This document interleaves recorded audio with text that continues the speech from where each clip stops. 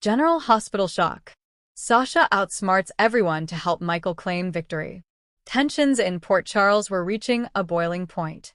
Michael Corinthos had been dragged into a brutal legal showdown. Custody of his daughter Amelia, corporate interference at Aurora Media, and betrayal by once trusted allies like Drew Kane and Nina Reeves were tearing his life apart. But unknown to everyone, including Michael himself, someone was working behind the scenes to shift the tide: Sasha Gilmore.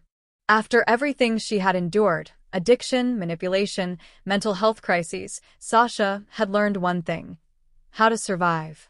This time, she wouldn't just survive, she would win. For Michael. Inside the courthouse, Martin Gray unleashed his strategy. A surprise witness, damning recordings of Michael confronting Drew, and documents suggesting Michael funneled funds to shell companies to hide assets from Willow. The judge was stunned. So were Sonny and Willow. Drew, sitting beside Nina, stayed eerily quiet. Michael's lawyers scrambled. Sasha, watching from the second row of the gallery, remained still, her eyes calculating. What no one knew was that Sasha had already unearthed the plan.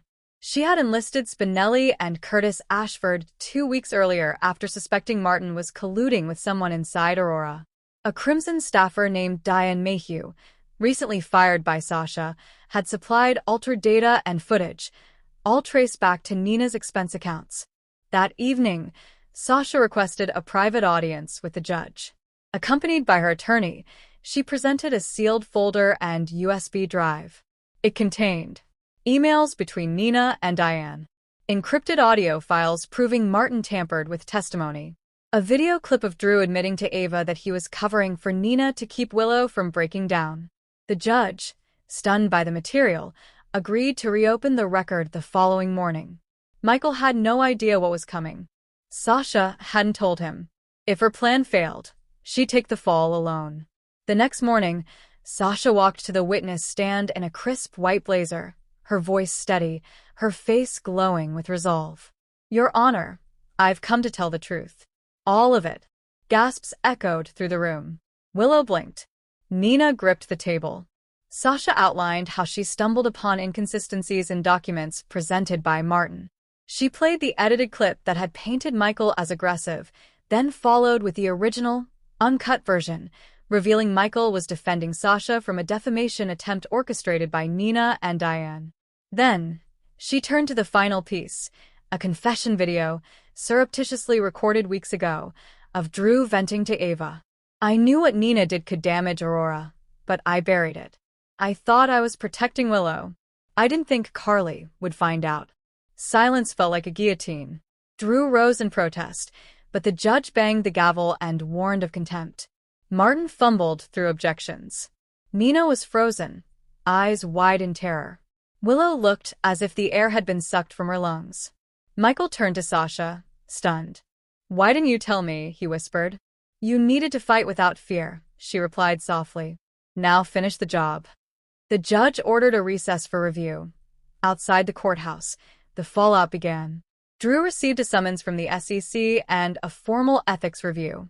Nina's visitation with Wiley and Amelia was suspended pending an investigation. Martin was disbarred temporarily. And Carly? She returned to Crimson with full legal clearance to seize back editorial control. Sonny watched from afar, saying nothing. For once, he chose not to defend Nina. Inside, Sasha sat alone. She knew what her actions meant. Her name was back in the headlines. But this time as a hero. 3 days later, the courtroom was packed. The court finds in favor of Michael Corinthos. Full legal custody of Amelia will remain with him. Nina Reeves is hereby denied access until further notice. Applause broke out. Michael buried his face in his hands. Willow sat stunned.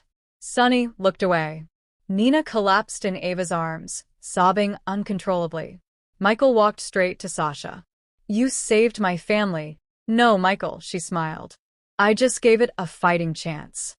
At the Metro Court rooftop bar that night, surrounded by friends and family, Michael raised a toast to Sasha. But the moment shifted. "You didn't just help me win a case," Michael said quietly. "You reminded me who I am, who I want to be." Sasha turned, surprised. Michael, I didn't. I know. That's why I'm asking. He pulled out a small velvet box. Marry me. Tears formed in Sasha's eyes. This was not about power or rescue. It was partnership. Yes, she whispered. Yes. Elsewhere, Nina sat in the dark of her penthouse, shredded legal papers scattered around her. She stared into a mirror, mascara smudged, rage smoldering. She took everything, Nina whispered. Michael. Willow. Crimson. My name. She pulled out her phone and made one call. It's time. We go nuclear. The person on the other end? Valentine Cassadine. As Michael and Sasha planned a quiet ceremony, only family, no cameras, Spinelli uncovered troubling data. Someone was funding a shadow campaign to sue Sasha for corporate sabotage. But Sasha wasn't scared. Let them come, she said. We'll face it together. The couple exchanged vows in a private garden outside Port Charles, with Sonny and Carly, surprisingly, both in attendance. Jason gave Sasha away. Dante officiated.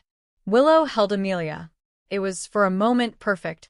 As the wedding night began, Sasha stepped into the hotel room. Michael joined her, holding champagne. But the phone buzzed. A single text. She knows about the video. Valentine has it. She's coming. Sasha's smile faded. Michael wrapped his arms around her. Then let her come. You already beat them once. In a town ruled by corruption, secrets, and betrayal, it wasn't a mobster, a Cassadine, or a Corinthos who outsmarted the powerful. It was Sasha Gilmore. The underestimated. The broken. The survivor. Now, the strategist. The queen maker. And Port Charles would never be the same again.